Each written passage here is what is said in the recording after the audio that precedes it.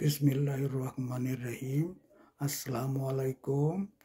আমি ছাত্রদের এবং ছাত্র জনতা সকলকে সালাম দিতেছি। আমি আজকে পুলিশ কানাডার একটা সভ্য দেশের পুলিশ কিভাবে চলে সেটা আমি বলবো, কিছুটা ডিটেল বলবো।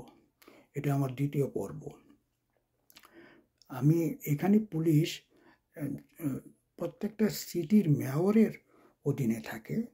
মেয়র এদেরকে নিয়োগ দেয় এবং মেয়রের সাথে ইলেক্টেড কমিশনাররাও থাকে। আমাদের বলি কাউন্সিলর, বাংলাদেশে বলে কমিশনার। মেয়র আর ইলেক্টেড কাউন্সিলররা মিলে এই মিউনিসিপ্যালিটি চালায়। মিউনিসিপ্যালিটি তাদের নিয়োগ দেয় পুলিশকে। পুলিশের একটা চিফ থাকে, মানে ওই ইউনিটের chief, police chief, deputy chief, 10-15 জন 20 জন পুলিশ থাকে তাদের অধীনে প্রতি সিটিতে। এদের উপরে কোনো IG, DIG, SP, additional IG এগুলি কিচ্ছু থাকে না।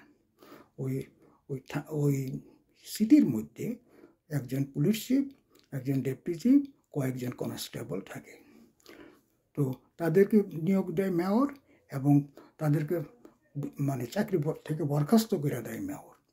তো পুলিশগুলো জনগণকে হ্যারাসমেন্ট করার জন্য এই আইনে ওই আইনে ফাঁসাইয়া কোর্টে চালান দিয়া নাস্তানাবুদ করে না। পুলিশের উদ্দেশ্যই হলো জনগণ যেন তার নাগরিক দেশের অধিকার নিয়ে বাস করে, শান্তিতে বাস করে, সেটাকে সাপোর্ট দেওয়া। জনগণের ভেজালে ফালাইয়া, বিপদে ফালাইয়া টাকা পয়সা নেওয়া এদের উদ্দেশ্যই নেই। টাকা পয়সা নেওয়া এদের উদ্দেশ্যই নেই। তো পুলিশ সাধারণত ছোটোখাটো কেসে এরা টিকিট দেয়। টিকিট মানে ফাইনের টিকিট। আর বড় কেসে থানায় নিয়ে তারা জামিন দিয়ে দেয়।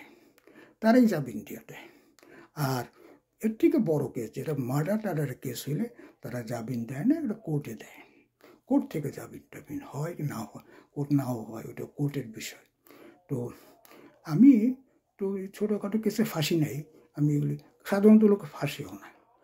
আমি প্রায় কিন্তু লোকজন আমরা ড্রাইভিং করতে গেলে স্পিডিংয়ের জন্য, তারপরে সিট বেল্ট না ব্যবহার করলে তার জন্য পুলিশ ধরে, কিংবা যদি ড্রাঙ্ক ড্রাইভার ধরে, এরকম বিভিন্নখানে ধরে পুলিশ। তো আমিও একবার ড্রাইভ করতে গিয়ে আমার প্যাসেঞ্জার ছোট একটা বাচ্চা ছিল এবং নতুন ইমিগ্রেন্ট, ওরা সিট বেল্ট পিছনে ছিল, সিট বেল্ট পরে নাই। তো ওদের জন্য আমি কেন ওদের পরাই নাই, আমারও একটা ফাইনের টিকিট দিয়েছিল। তো টিকিটের মধ্যে উল্লেখ থাকে কি কারণে, মানে অনেকগুলি কারণ দেওয়া থাকে। একটা টিক মার্ক দেওয়া দেয় যে এই বেল্ট পরি নাই কারণে আমাকে টিকিট দিয়েছিল। তো ওই টিকিটের শর্ত হলো, যদি আমি সময় মতো ওই টিকিটের টাকা পরিশোধ করি তাইলে আমি কিছু ডিসকাউন্ট কম পাবো। আর যদি এবং আমি এটা ডিসপিউট করতে পারি, মানে এটা আমি মানি না, তাইলে এটা কোর্টে যাবে।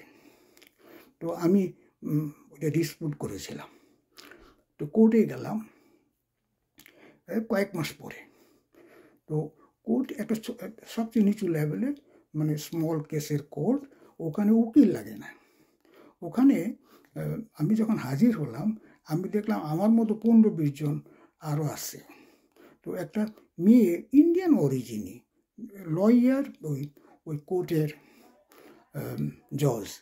তো কোর্টের প্রথমেই সে ওই জজ আমাদের বলল যে এখানে উকিল টুকিল লাগবে না, এখানে তোমার বক্তব্য তুমি বলতে পারবা, এটা যদি তুমি না মানো আমার সিদ্ধান্ত, তাহলে হায়ার কোর্টে যেতে হবে, তখন ওখানে উকিল লাগবে। আর এখানে পুলিশ যে কমপ্লেন করেছে সে যদি উপস্থিত না থাকে তাহলে তুমি এই কেসটা বাতিল হয়ে যাবে এখনই। আর যদি সে উপস্থিত থাকে তার বক্তব্য শুনবো, আমি তোমার বক্তব্য শুনবো, তারপরে আমি সিদ্ধান্ত দেব।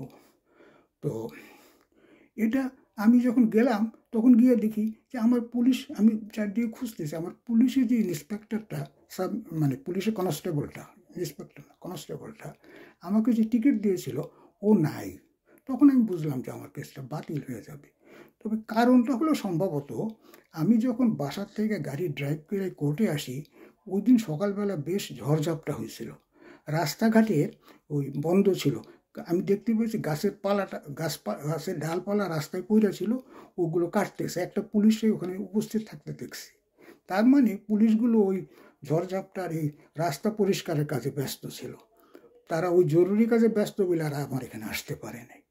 তো এইভাবে এই ছোটো কেসগুলি তারা ডিসপোজ অফ করে। আমি আবার আরেকটা এই প্রসঙ্গে একটা কথা বলি।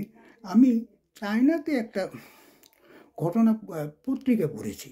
সেটা হলো একজন ছোট লেভেলের জাজ, বয়স কত 25-30, সে ফাইল নিয়ে চায়নার গ্রামে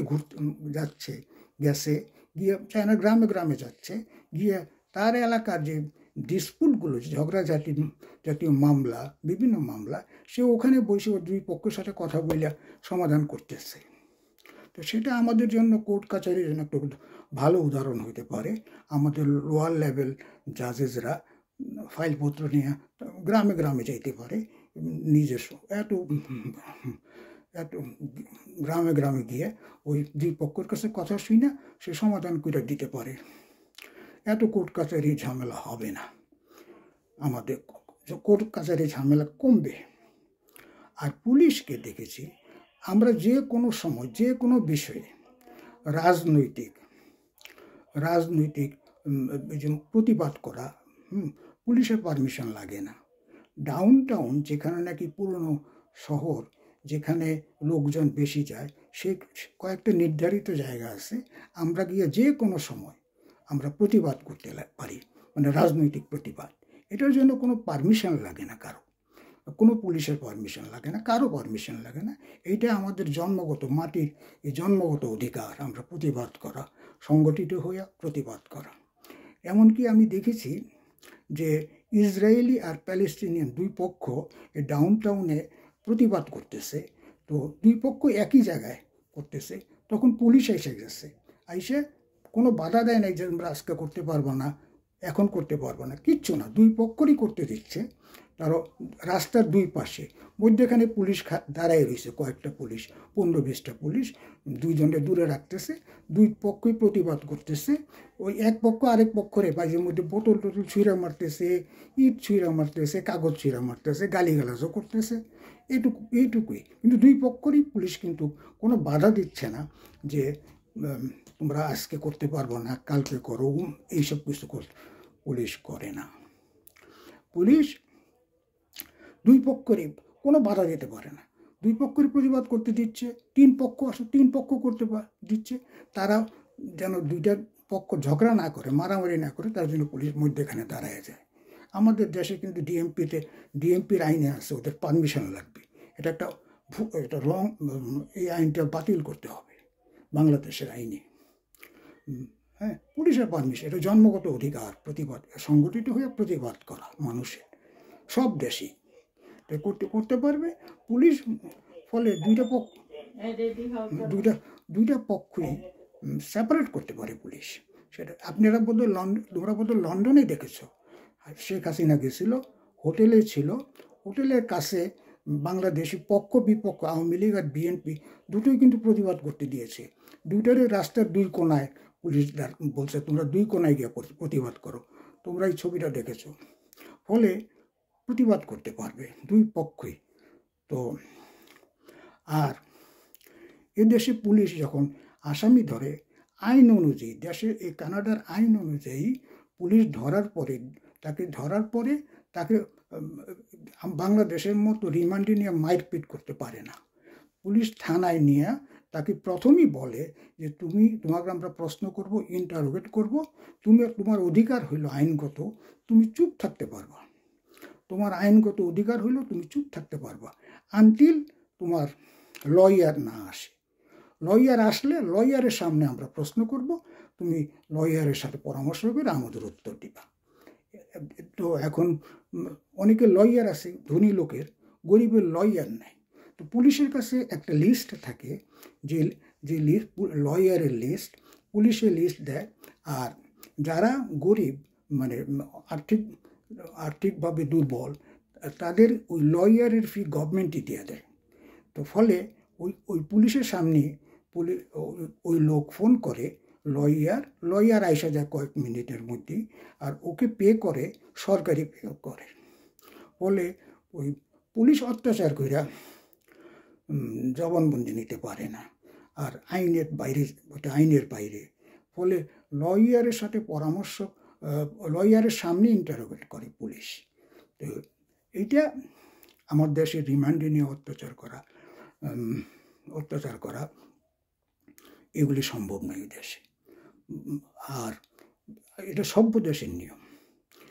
আর এই দেশে ছোটোখাটো কেস, যেমন এই চুরি চামারি কেস ছোটো ছোটো বাচ্চারা চুরি করলে ধরে, আমি শুনেছি কল করলে পুলিশ ঠিক মতো আসে না, বলে যে দূর এগুলি ছেড়ে দাও, কারণ এত কেস আমরা তো হ্যান্ডেল করতে পারি না। তো মাঝে মধ্যে এসে ধমকায় নিয়ে যায়, ছেড়ে দেয় কিছুক্ষণ পরে। আর এখানে যে ছেড়ে দেয়। আর আরেকটা প্রসঙ্গ